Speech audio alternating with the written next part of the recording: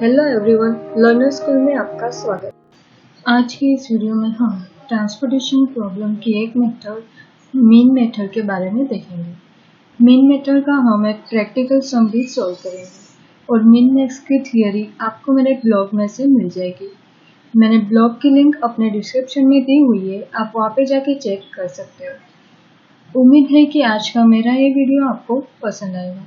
अगर पसंद आए तो उसको लाइक और सब्सक्राइब करना न भूलें और जितना बने उतना शेयर भी करें। साथ ही में मैं आपको लास्ट में इम्पोर्टेंट पॉइंट बताऊंगी जिससे कि आपको प्रैक्टिकल सम सॉल्व करने में इजी रहे। मैंने यहाँ पे मीन मेथड के थोड़े स्टेप दिए हुए जो हमें प्रैक्टिकल सम सॉल्व करने में इम्पोर्टेंट रहेंगे। सबसे पहले स्टेप 1 है, हमें जितना भी हमारा मैट्रिक्स है उसमें जितने भी सेल है उसमें जो भी मैक्सिमम कॉस्ट है वो फाइंड आउट करनी है। मैक्सिमम कॉस्ट मिलने के बाद उसकी रो और कॉलम में जो भी मिनिमम कॉस्ट है उसे आइडेंटिफाई करनी है। उस मिनिमम कॉस्ट जो भी हमें मिली उसमें हम ज़्यादा से ज़्यादा जितने भी यूनिट अलोकेट कर सकते हैं वो हमें लेने हैं। फिर हमें total minimum cost find out करनी है। रो और कॉलम में से जो भी मिनिमम कॉस्ट होगी उसको हम सिलेक्ट करेंगे और ये प्रोसेस जब तक रिक्वायरमेंट और डिमांड दोनों सेटिस्फाई नहीं हो जाती तब तक हमें ये प्रोसेस रिपीट करनी है। और हमारी एक कंडीशन है m प्लस n माइनस 1, मतलब रो प्लस कॉलम माइनस 1, वो सेटिस्फाई नहीं होती तब तक हमें ये प्रोसेस रिपीट करनी है। यहाँ पे मैंने एक प्रैक्टिकल क्वेश्चन दिया हुआ है, वो है obtain the solution of following transportation problem by using mean method. ये हमारा पूरा मैट्रिक्स है, यहाँ पे हमें कॉस्ट सारी दी हुई है, ये हमारी सप्लाई है और ये हमारी डिमांड है। ओके, आगे हम स्टेप बाय स्टेप करते हैं उसे कैसे सॉल्व करना है।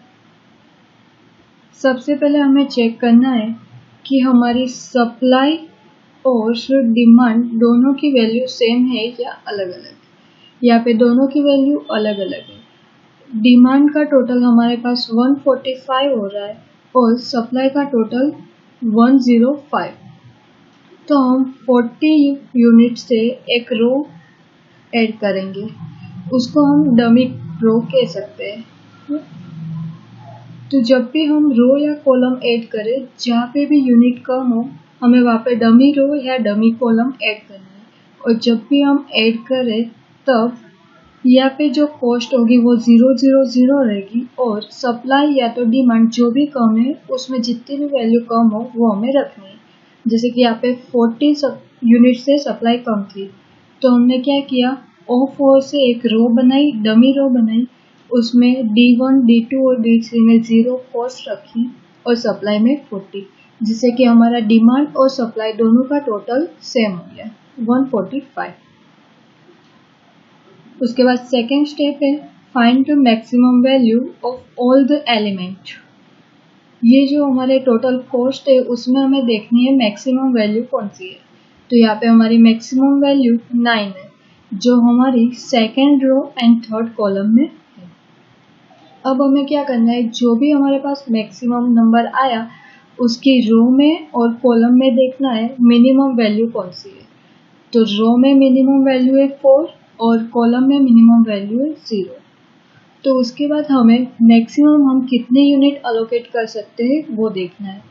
जैसे कि यहाँ पे रो में है हमारे पास 4 तो हम मैक्सिमम यूनिट अलोकेट कर सकते हैं 20 और यहाँ पे 0 पे हम मैक्सिमम यूनिट अलोकेट कर सकते हैं 40। उसके बाद हमें 20 इंटू 4 इज इक्वल टू 80 हमें टोटल कॉस्ट मिलेगी। उसी हिसाब से 0 इंटू 40 हमें 0 कॉस्ट मिलेगी। तो हमें क्या देखना है, कौन सी मिनिमम कॉस्ट है। यहाँ पे 80 है और यहाँ पे 0 है तो हमारे पास मिनिमम कॉस्ट होगी 0 वाली। तो हम क्या करेंगे, 0 पे 40 यूनिट अलोकेट करेंगे जिससे कि हमारी सप्लाई सेटिस्फाई हो जाएगी और डिमांड में अभी भी 10 सरप्लस बचेंगे। और जब भी हम यहाँ पे 40 यूनिट अलोकेट करते हैं तो हमारी सप्लाई सेटिस्फाई होती है, मतलब हमें O4 वाली रो पूरी कैंसिल करनी है। उसके बाद हमें यही प्रोसेस रिपीट करनी है। मैक्सिमम अभी भी हमारे पास 9 ही रहेगा। उसके बाद हमें वापस से रो और कॉलम में मिनिमम वैल्यू देखनी है। रो में हमारे पास 4 यूनिट है और कॉलम में हमारे पास 5 है, क्योंकि 0 वाली कैंसिल हो गई है। फिर वापस से हम यूनिट अलोकेट करेंगे, तो 4 पे हम ज़्यादा से ज़्यादा 20 यूनिट अलोकेट कर सकते हैं और 5 पे ज़्यादा से ज़्यादा 10 यूनिट, क्योंकि यहाँ पे 10 है और यहाँ पे 15 है, इसलिए यहाँ पे मैंने 10 लिखा है। उसके बाद हमें कॉस्ट फाइंड आउट करनी है। 4 into 20 is equal to 80 and 5 into 10 is equal to 50। तो हमारे पास यहाँ पे टोटल मिनिमम कॉस्ट होगी 50। तो हम 5 पे 10 यूनिट अलोकेट करेंगे, तो हमारी डिमांड सेटिस्फाई हो जाएगी और सप्लाई में अभी भी 5 यूनिट सरप्लस रहेंगे। और डिमांड सेटिस्फाई हो गई मतलब हमें ये कॉलम को कैंसिल करना है। वापस से यही प्रोसेस रिपीट करेंगे। तो अब हमारे पास जितने भी यूनिट बचे उसमें से हमारे पास 6 है, वो मैक्सिमम है। तो हम क्या करेंगे, वापस 6 के रो और कॉलम में देखेंगे मिनिमम वैल्यू कौन सी है। तो 6 में मिनिमम वैल्यू है 4 और कॉलम में मिनिमम वैल्यू है 3। वापस से 4 में यूनिट अलोकेट करेंगे, तो 4 पे 20 एंड 3 पे 5। तो उसकी टोटल ट्रांसपोर्टेशन कॉस्ट हमें मिलेगी 4 into 20 is equal to 80, 3 into 5 is equal to 15। तो यहाँ पे हमारे पास मिनिमम कॉस्ट है 15। मिनिमम कॉस्ट है हमारे पास 15। फिर हमारे पास अगर यहाँ पे हम 5 यूनिट अलोकेट करते हैं तो हमारी सप्लाई सेटिस्फाई हो जाती है और डिमांड में अभी भी 70 यूनिट सरप्लस होते हैं। तो हम रो को कैंसिल करेंगे और फिर यहाँ पे डिमांड में 70 सरप्लस रखेंगे।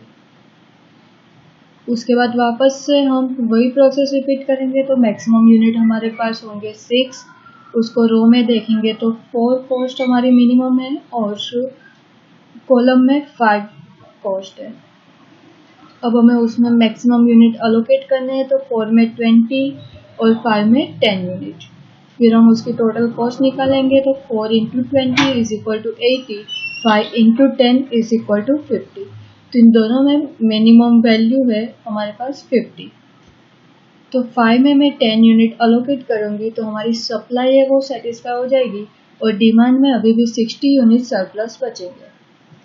और यहाँ पे मैं 10 यूनिट अलोकेट करती हूँ तो हमारी जो रो है वो कैंसिल हो जाएगी और कॉलम में अभी भी 60 यूनिट सरप्लस रहेंगे।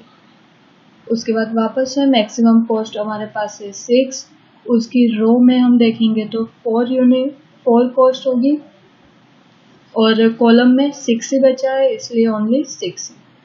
तो हम उसमें यूनिट अलोकेट करेंगे, तो 6 इंटू 60 मतलब 60 यूनिट हम उस पर ज़्यादा से ज़्यादा अलोकेट कर सकते हैं और 4 पे 20 यूनिट ज़्यादा से ज़्यादा अलोकेट कर सकते हैं। फिर हम उसकी टोटल कॉस्ट निकालेंगे। 6 into 60 is equal to 360, 4 into 20 is equal to 80। तो हमारे पास मिनिमम कॉस्ट होगी 80। तो 4 में हम 20 यूनिट अलोकेट करेंगे तो हमारी डिमांड सेटिस्फाई हो जाएगी और सप्लाई में अभी भी 60 यूनिट सरप्लस रहेंगे और हमारी डिमांड सेटिस्फाई हो रही है तो हमारी कॉलम कैंसिल हो जाएगी। अब हमारे पास एक ही कॉस्ट बची है, वो है 6। तो उसमें डायरेक्टली हम यहाँ पे 60 यूनिट अलोकेट कर देंगे, क्योंकि अब हमारे पास डिमांड में भी 60 यूनिट बचे और सप्लाई में भी 60 यूनिट बचे। जब भी ऐसा हो मतलब कि आपका सम सही है। तो हम यहाँ पे 60 लिख देंगे, मतलब यहाँ तक कि हमारी प्रोसेस कंप्लीट हुई। फिर अब हमें क्या करना है, फिजिबल वैल्यू फाइंड आउट करनी है। फर्स्ट कॉलम में है हमारे पास 10, उसी तरह से यहाँ पे 60, 20, 5, 10, 40, ये जो भी है वो हमारी फिजिबल वैल्यू है।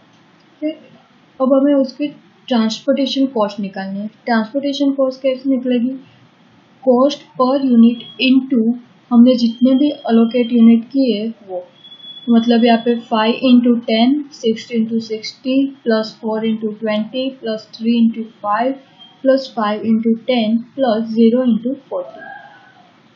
तो हमें यहाँ पे 5 into 10 is equal to 50, 6 into 60 is equal to 360, 4 into 20 is equal to 80, 3 into 5 is equal to 15, 5 into 10 is equal to 50, 0 into 40 is equal to 0। तो इन सब का जब भी हम टोटल करेंगे तो जो हमें मिलेगा वो हमारी टोटल ट्रांसपोर्टेशन कॉस्ट होगी। यहाँ पे हमारा सम कंप्लीट होता है। यहाँ पे मैंने थोड़े इम्पोर्टेंट पॉइंट दिए हुए हैं जिससे कि आपको प्रैक्टिकल सम सोल्व करने में इजी रहेगा। पहला पॉइंट है, when we identify the minimum cost of the row and column corresponding to maximum cost if there is a type choose at arbitrary। जब भी हम मिनिमम कॉस्ट फाइंड आउट करते हैं रो एंड कॉलम में से और जो हमें टोटल कॉस्ट मिलती है वो सेम आ रही है तो हम कोई एक को चूज कर सकते हैं। जैसे कि यहाँ पे मेरी मैक्सिमम वैल्यू है 9 और मेरी मिनिमम कॉस्ट है रो और कॉलम की 4 एंड 8। उस पर मैंने यूनिट अलोकेट किए हैं 20 एंड 10। तो मेरी टोटल कॉस्ट आई यहाँ पे 80 एंड यहाँ पे 80, मतलब both the total cost are same, तो हम कोई एक यूनिट पे अलोकेट कर सकते हैं।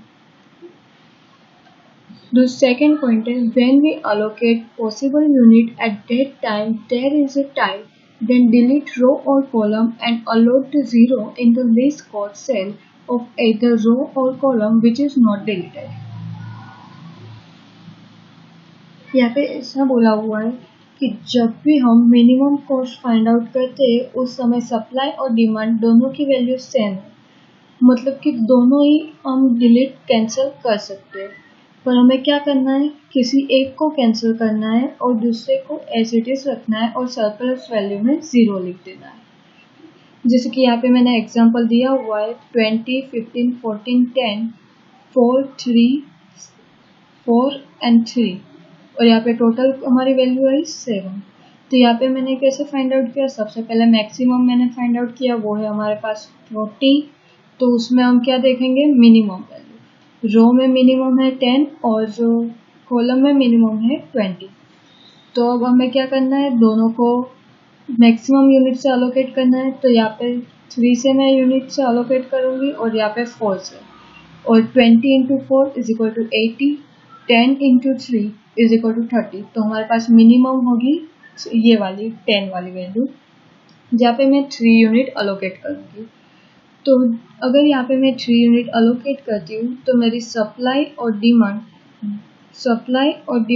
दोनों ही सेटिस्फाई हो रही है। पर मैं क्या करूँगी, उसे कोई एक को चूज करूँगी। जैसे कि मैंने यहाँ पे रो कैंसिल की और कॉलम में मैंने सरप्लस 0 लिख दी, मतलब ये वाला 3 पूरा कैंसिल हो गया, पर कॉलम मैंने कैंसिल नहीं की और यहाँ पे 0 लिख दिया, मतलब ये 50 अभी भी वही है।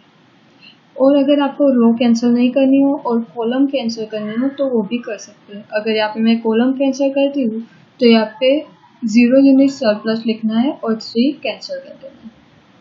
आई होप आज का मेरा ये वीडियो आपको पसंद आया होगा। Thank you.